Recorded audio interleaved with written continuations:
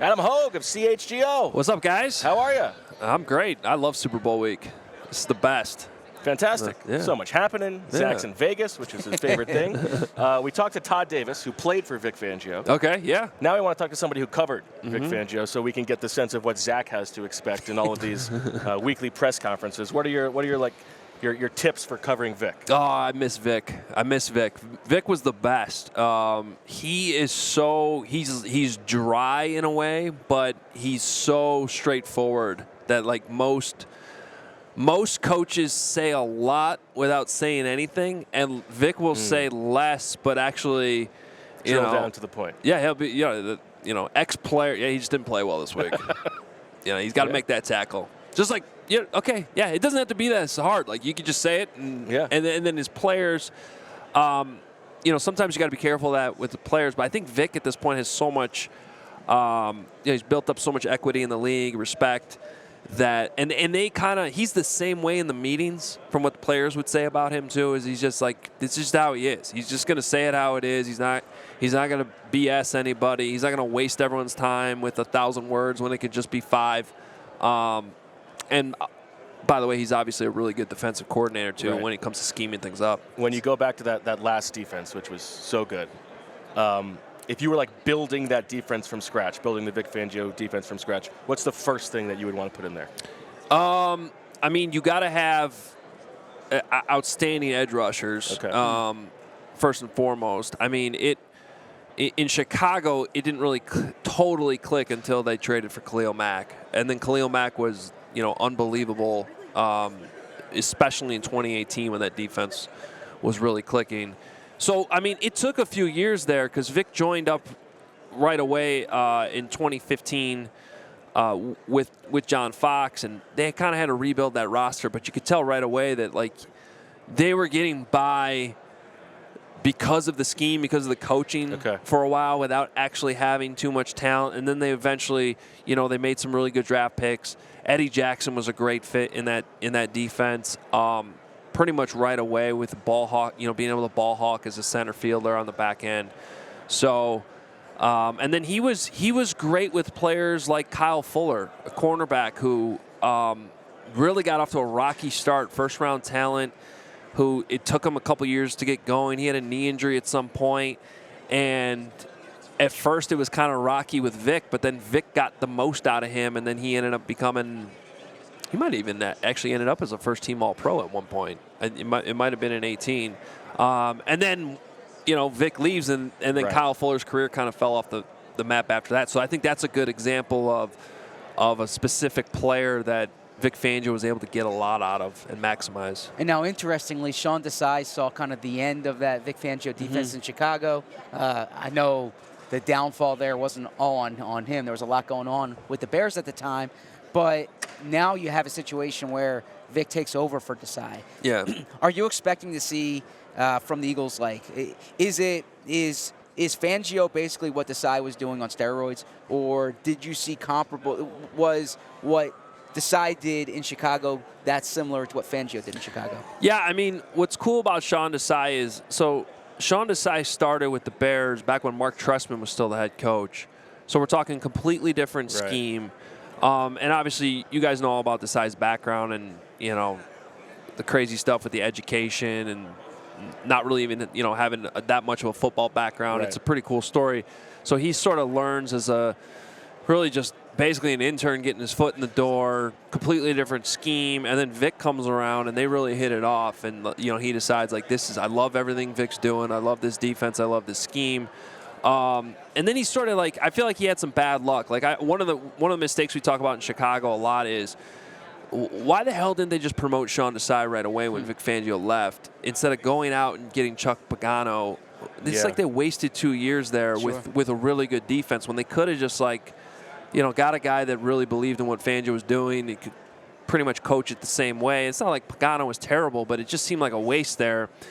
And then finally Desai gets his chance, and then everyone gets fired, and he's got to go. So I feel like Shawn Desai, for as hard as he's worked, has had some really bad luck at the same time. And obviously the situation in Philly, I'm sure you guys have talked about it endlessly. Bad luck. Just seems like he got a raw deal. And it's kind of too bad he can't stay on that staff now, because I'm sure Vic would love to have him. It'd just be so awkward. It would. It would. I mean, I totally understand it, but yes, to answer the original question, I mean, I do think Vic will be an upgrade. Really, just more so because of experience, if anything else. Well, let me check in on one sort of like not a trade, but a roster trade that the two teams made. Yeah. Eagles fans sort of lament the team letting T.J. Edwards go. They were not going to sign him for that deal, but they could have extended him a year earlier, which I think would have been prudent. Instead, they get the Bears leftovers of Nicholas Morrow, who was, I mean, I don't want to pick on the guy, but just a real problem in the middle of the defense for them. How did T.J. Edwards play last year? Yeah, huge upgrade over Nicholas Morrow. We could tell right away.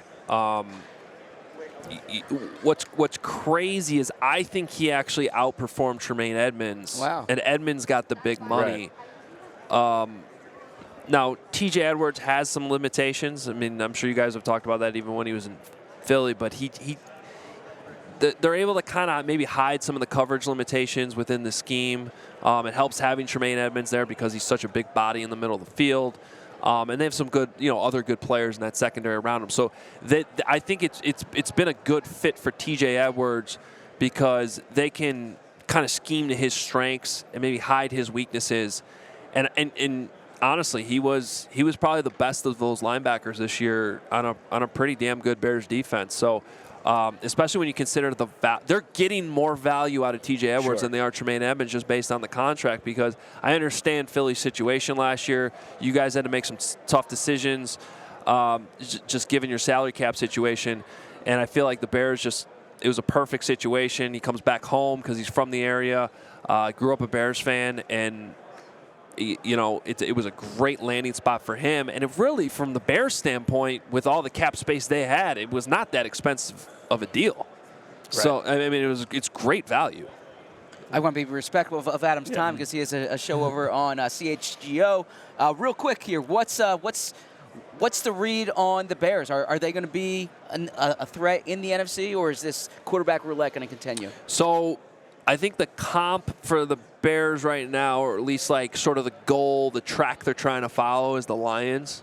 So they kind of been build it slow. They've been a year behind the Lions. This will be year 3 of the current regime, which is where the Lions were this year. The Lions had a similar season. So 2022 for the Lions was similar to what the Bears just experienced in 2023, where rocky start. I think the Lions started 1-6 that season, and then they finished really strong. Now the Bears finish wasn't quite as linear as the Lions in 2022, and the Bears failed to do what the Lions did in Week 18 of that season, which was knock Aaron Rodgers and the Packers out of the playoffs. The Bears had the same exact opportunity with Jordan Love and the Packers this year, and they couldn't get it done, and that's a big hurdle they got to get over. But still, you could sort of still see the building blocks start to come together. So I don't know if they'll be able to get all the way to the NFC Championship game. I think that would be very ambitious to expect that. But I do think in Chicago, they believe if they can get this huge, enormous quarterback decision correct, that they should be a playoff team next year. Well, we will let you go, but I know that people can watch the CHGO show if they want to know the answer to this. But very quickly, what is your prediction on what they do at quarterback? I think they're going to end up drafting Caleb Williams. Okay. I think it's just too obvious of a situation. You've got 3 years of Justin Fields, and what I've always said, at least in Chicago, is going into this season. I mean, sometimes we got to remind ourselves of this. Like our conversation over the summer was, the most important, whatever happens in 2023, the most important thing is they have to have the answer on Justin Fields. And if that answer is not clear, then that is your answer. Yeah.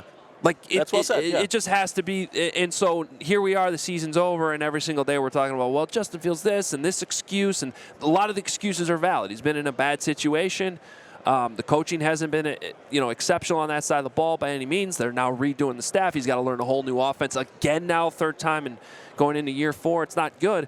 But come on, guys. We've been around this league long enough. When you're going through this process over and over again with these quarterbacks, I think you kind of have your answer. Now, maybe in other situations, it would be more obvious to stick with Justin Fields. But the Bears have been given this gift of the number 1 overall pick with Caleb Williams staring them in the face. And I understand that you can get a big haul if you stick with Justin and you trade the pick. But you already passed on C.J. Stroud. Can you do that again? If we're talking a year from now, you still don't have your answer on Justin, and now C.J. Stroud's out there winning an MVP or something like that, and Caleb Williams is the Rookie of the Year, how do you can't have that happen. And you also the just think of manager. it from like a GM survival standpoint. Yeah. Like if you stick with Fields and Caleb Williams is a superstar, you're fired. Yeah. If you go to Caleb Williams, like you still get time. Yeah, you're not only resetting the quarterback clock, you're kind of resetting your GM clock a little bit too. Yes. You're buying yourself some time. All right. Well, thank you so much for the insight. All right, guys. Appreciate it. Enjoy the show later. Appreciate it. We all silly like the mayor.